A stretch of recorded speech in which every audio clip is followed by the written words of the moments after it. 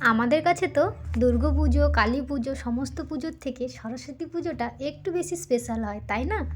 আচ্ছা, আমরা যখন স্কুলে পড়তাম তখন এই আজকের দিনটার জন্য কতই না অপেক্ষা করতাম।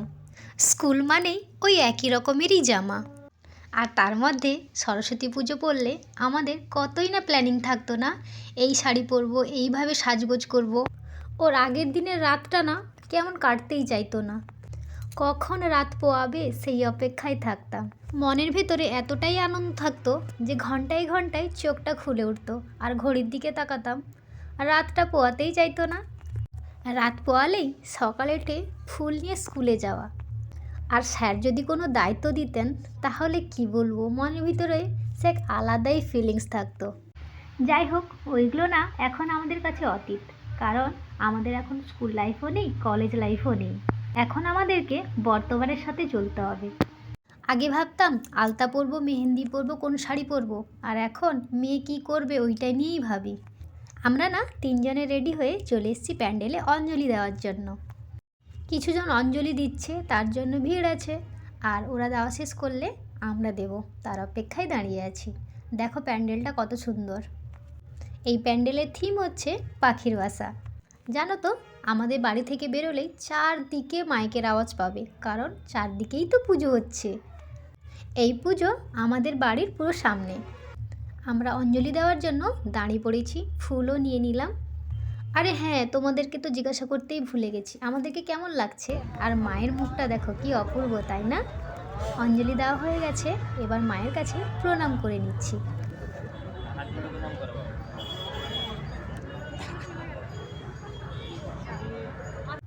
এরপর আমরা বেরিয়ে পড়লাম আমাদের গ্রামের বাড়ির দিকে, আর রাস্তায় যেতে যেতে অনেক ঠাকুর দর্শন করেছি। চারিদিকে ফাঁকা মাঠ, মাঝখানে সরু একটা রাস্তা। ধান কাটা হয়ে গেছে বলে এমন লাগছে, যখন ধান ছিল না, উফ কি অপূর্ব লাগতো এই দৃশ্যটা। আমরা তো পৌঁছে গেছি। এখানে না সরস্বতী পুজো উপলক্ষে মহোৎসব হচ্ছে, তাই আমরা সবাই এসেছি খাওয়া দাওয়া করতে।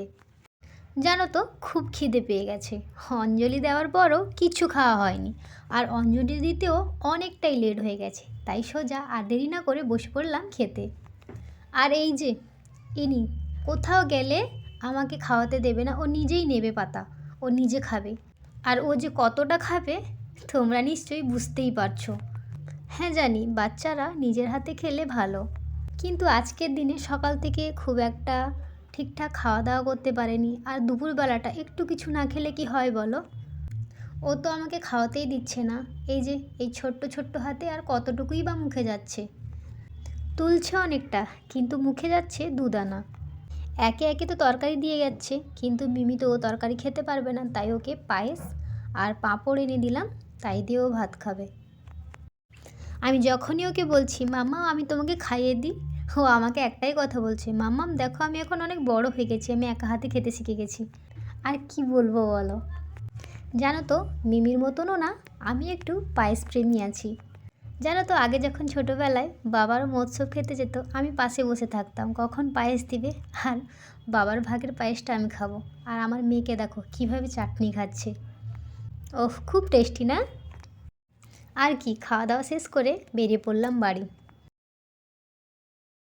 এই যে সাইটেরটা দেখো, তোমরা বুঝতে পারছো কি না জানি না, এই যে ঘিরা আছে ওপাশে না ড্রাগন গাছ লাগিয়েছে। আমাদের এদিকেও ড্রাগন গাছ চাষ হচ্ছে, যদিও বা ফল ধরেনি, তবে অনেক গাছ আছে।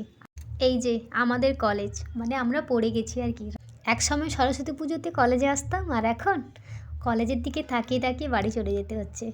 সব কিছুই সময়ের পরিবর্তনে ঘটে, তাই না? আর হ্যাঁ, এই যে গাড়িতে এলো ঘুমিয়ে ঘুমিয়ে, আর বাড়িতে এসেই নাচ শুরু। আজকের মতো এই পর্যন্তই। সকলকে সরস্বতী পুজোর অনেক শুভেচ্ছা।